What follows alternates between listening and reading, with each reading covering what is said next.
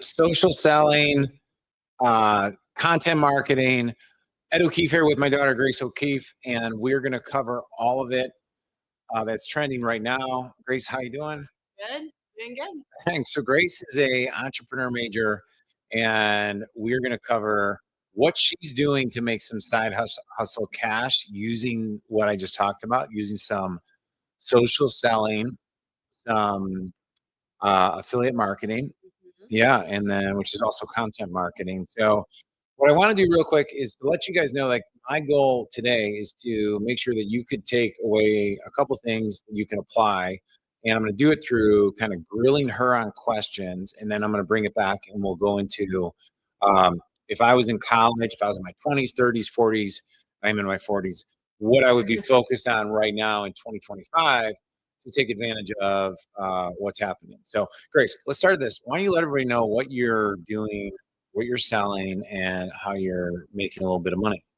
Right now, I'm trying this Amazon affiliate marketing thing right now. So basically what you do is you buy products on Amazon, or if you have a product in your home, you take it, you make a video saying like a review, like, I love this product, this is amazing, you do like a minute video, and then you upload it to this product. Yeah. This place called Amazon. To the product on Amazon. And then viewers, whenever they want to look for product, obviously you're going to look to see if they like it or not. So basically they go watch your video, and if they watch it and then buy the product, you get commission off it. So that's basically what I'm trying to do right now. I'm trying to get into it more, make more videos, and I have gotten some money off of it, which is great. Yeah, you made like a total of like $30. And no. Yeah. In 3 years. No, I'm kidding.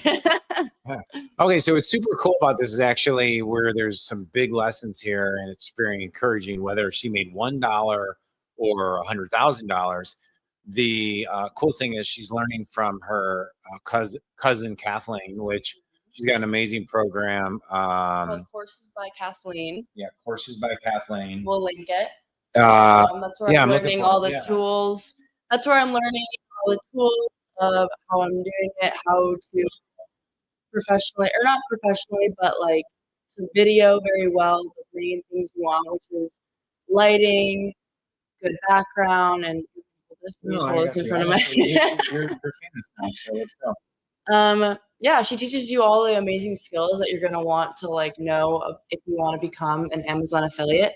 And I'm still doing this course. She comes up with all these amazing new promotions that go on Amazon because, as she likes to say, she says that Amazon is changing every day and they're testing new things every day, which is exciting, I think. So yeah, so it's actually Influence and Earn.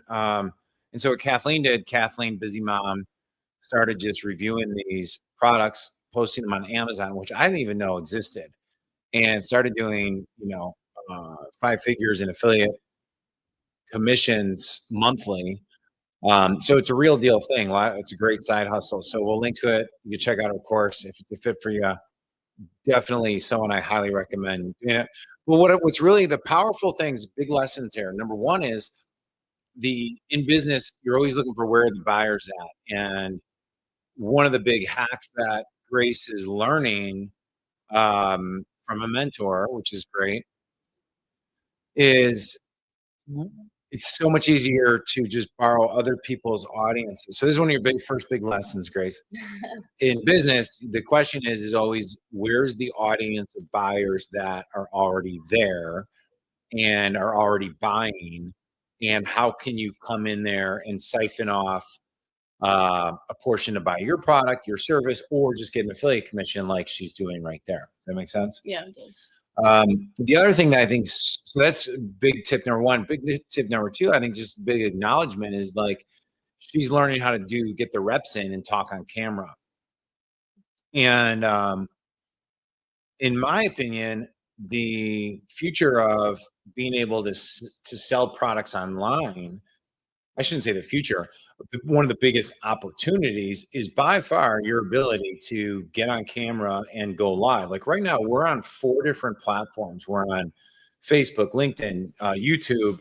I just got to reconnect my Instagram, and then I'm serious. And then you can go on TikTok as well, all from one location. That's absolutely bonkers, unheard of. And so she's getting these reps in right now. So what's been the most difficult part for you? Making money, I guess. I mean, I'll make a little bit, but Well, what about the process? I guess that's a blockage that you think you're supposed to be making a lot of money as you're learning, correct? right. But maybe just learning how to do the videos and like upload them and what you should say and like the thumbnails, like putting the video together was definitely like, and how to do from file to file, how to edit it. All of that definitely took like a longer time of like learning how to do it. Yeah. Yeah, and so that's like the moat around the business opportunity. Like that's what's going to hold other people from doing it. And so that's like an encouragement. So like if there's a little bit of level of skill set that forces people to quit, that's a good thing, right? All right, what else do you want to talk about? I wrote this down on my New Year's like learning thing. It was, you said the 3 things to learn. It was selling, AI, and marketing. Was that it? Let's go one by one. I think like, so when my kids are now at the age where they can get internships, and she specifically is going into entrepreneurship. Michael's going into finance and business, which, I went into nursing and I ended up going into entrepreneurship. I believe like very strongly that like your kids got to be learning a few very specific skill sets. These are the things that if I could pass on to them, I'd be very proud of. Number one is their ability to communicate and sell through camera or in person and look people in the eye and understand how to ask people what they want, find out what they want, and be able to sell them something is really, really a powerful skill. Some of the best marketing people in the world, best entrepreneurs, are people that had to sell one-on-one. And it sucks at first because if you're bad, if you're bad at it, or if you're struggling, if you don't want to do it. But for even like us, like with the clients that we have, we're always looking for how do we take that one-to-one and then move it one to many, because that's where you can take something that's working at a small scale, and through the power of social media, you can syndicate that and get that out to not just one buyer, but dozens or thousands or tens of thousands, right? That's number one. Do you have any questions on that? Yep. And I mean, how you learn that is you practice it. You're bad at it at first, and then the other thing is you find mentors that you want to be like. Like if you like how someone is on camera, you can emulate them and try and model many of the different ways they. I'll tell you a little secret. I haven't shared this in a long time. When I was learning how to sell from stage or how to sell on camera, or back in the day before you were even born, there are these things called teleconferences, and you'd get on and you would have to sell without anyone being able to see you. And what I would do is I would listen to the mentors or experts that I would follow, and I would listen to their entire speech, like where they would get to the selling part, like when they would be like, remember you were listening to that one person who was trying to sell you she was on a webinar. I was gonna bring that up. Yeah. You were on a webinar. She sends me text messages like, Dad, do you think I'd be a good salesperson? I'm like, sure. Why are you asking us? I'm watching this video. I'm like, honey, you're about to be sold. And I was able to like go through it. I'm like, okay, now she's going to tell you why this is worth $25,000, but she wants to impact more people. So she's going to lower the price to 5,000. And with this 5,000, all you got to do is make one $5,000 sale. You'll get your money back. But since you're on this webinar today, I'm feeling extra generous. I'm going to knock it down to 3,000 only for the first 20 people who respond in the next 5 minutes. And like that's scarcity, and that's obviously price justification, price boogaboo, and bringing it down. When I would listen to people do that pitch, and then I would literally, I'd go for a walk. This is when I was totally broke. I'd go for a walk, and I would literally repeat verbatim what they would say. Like I would Really? I would get their audios transcribed, and I would have it so that, because I believed if I could put those words in my neurology, then it's only a matter of time to where that neurology becomes my neurology. Muscle memory. Yeah. So I reverse engineered the belief system, because I was always astounded, and still am today, about how some people can so boldly look at a crowd or in an audience and be like, the fee of this is $15,000, and have zero hesitation, where somebody could be selling the same exact thing for $2,000, and they struggle selling the $2,000 thing. So what's the difference, right? And it's practice. It's practice. One, yeah. It's a belief system, usually built on experience, and it could be a belief system built on like the true passion. Like if I was selling a red light bed, and or like if I was sharing like the miracle story of Keegan being prayed over, and somebody was like, well, I don't know if that's true or not. Like they're not going to convince me that that didn't happen. Right. So my I don't have to be even good at selling to overcome that. And that's like when Tony Robbins wrote the book Personal Power. You can get a lot of brute force done through brute force and personal power. That's not the elegant way of making things happen, but that's what you got to do in the beginning a lot.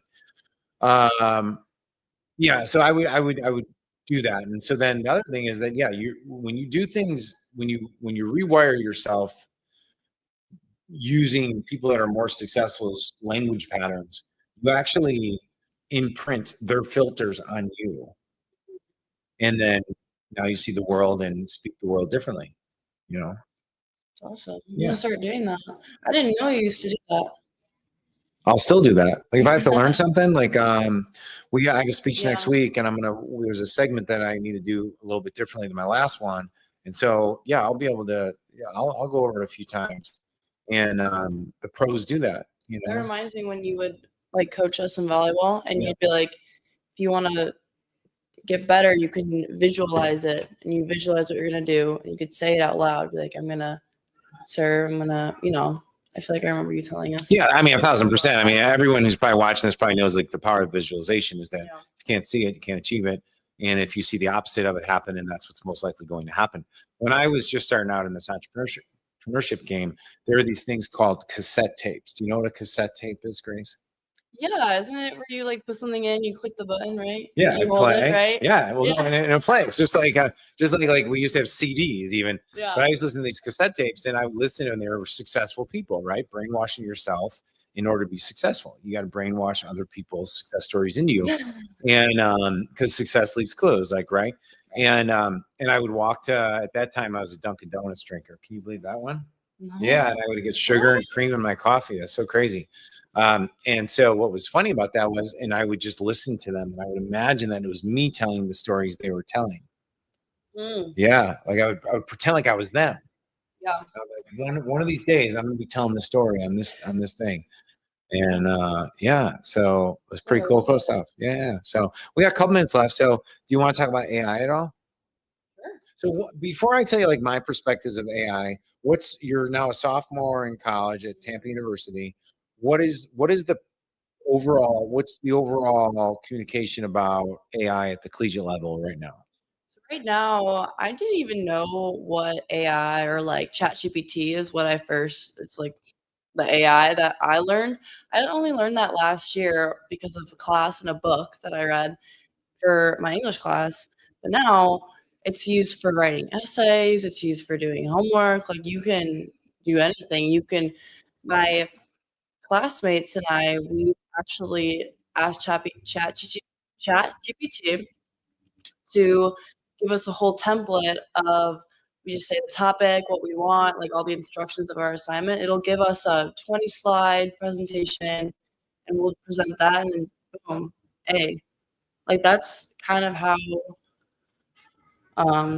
AI is being used in college right now, and probably a lot around the whole world. Well, I mean, I don't know. I mean, I think the other side of it though is a lot of I think you're dead on, right? So like I think people are either embracing it or they're not. And there's people that are dipping their toes in the water. And what I was saying this to Kellen today, one of our nephews is junior college. I was like, dude, if I could give anyone advice, if I was young, like I'll give this advice to older people than myself, but younger people, I was like, you got to be spending an hour a day using and learning minimally AI. So we're able to, I mean, first of all, I use VAs. That's the other thing too, is I use virtual assistants, but we're able to edit things and get things live so rapidly. We could take this video right here and we can post it, and in a matter of a few minutes, have it completely edited, every completely removed. Like that, like people don't want to hear that, right? So that gets removed. And if there's ever like any interruptions, like say a dog barks or something, which happens in this household, we can edit it using transcripts. It's just unbelievable. The ability of AI to communicate right now, like with a lot of our dental practices that we consult with and coach, and even our other businesses that we consult with coach, and even our own business, voice AI. So if you call a business right now and they have a voice AI agent on the line, then it will start talking to you as if it's a human being. Wow, that's crazy. Yeah. That's actually crazy. I know right now it's just like professors are either encouraging it or they're like absolutely not. Like if you try using AI, like we will know and you'll get an F. Or some professors are like, mostly my business professors are like, this is huge. Like this is going to be big. This is going to be like the future. So it's either. Yeah. You want to go let them out? Thank you. My wife's on it. All right. So we're gonna wrap up here. It's been awesome hanging out with you. You're heading back to school. I'm flying out for a conference. Any last questions or thoughts you want to go over? We got 2 minutes. Maybe something good. What, with the knowledge you know right now, what are you doing with AI right now?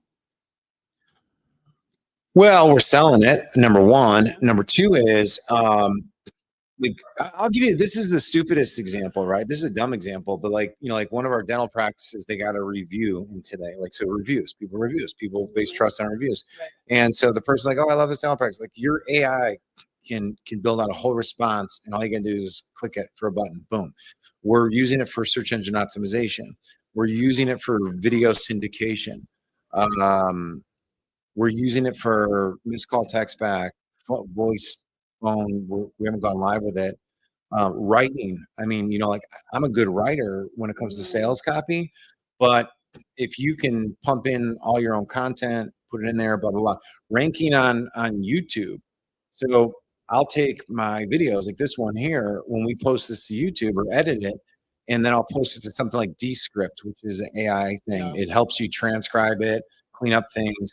There'll be a link in this one. I'll put all the links to these AI tools. I'll give you my 3 I use daily, but then it builds out chapters for me. So if I want to have outlines and chapters, I could just go build chapters. Boom. I'll be like, remove all fillers. Boom. It gets rid of all the words. Remove all ahs and ums. Boom. Any moments of hesitation, like, how you didn't know how to ask me a question a minute ago? Yes. Sure. But you pause. People don't want to listen. Yeah. People don't want to listen to pauses, so they jump off the videos, and we make more money the more, like, not this video, like we don't make money off you guys right now, but like when we're selling stuff, we're running ads, when we're doing stuff, your videos can't have these like dumb pauses. So guess what? AI can come in there and you can say like anything over 1 second long, shrink it down to 0.9 seconds. Yeah. Pretty cool. Speed it up. Yeah. I have not gotten into, we're just getting into like how to use AI to build out thumbnails and imagery and stuff like that, writing books. But I have not gotten into like branding my own avatar and then having a talk. I haven't done that yet. Do you even know what I'm talking about? What are you talking about? I'm talking about like literally, avatar? Yeah, like putting my face. Like the blue people? Well, yeah, but they wouldn't be blue. They'd be me. They'd be me. Goof. Okay. And then you program it to talk and use words. So if people watch videos Like right now, in like you and I can have this whole conversation Mhm. with fake AI people. That's so creepy. Maybe we are. What Maybe if we are what if we think AI. it's I. All right. Hey, everybody. That's it. I'm Ed O'Keefe. If you enjoyed this, please give me a thumbs up, like it. Shout out to Grace. Shout out to my niece Kathleen for rocking it out. Oh, the other ones I use are Descript, CapCut, Video.ai, which just got bought out. I'm going to post that.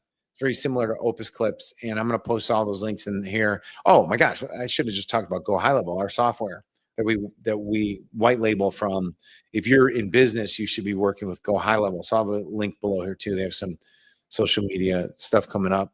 And then maybe in the next one, we'll talk about like if I was really starting again, what business I would recommend people start.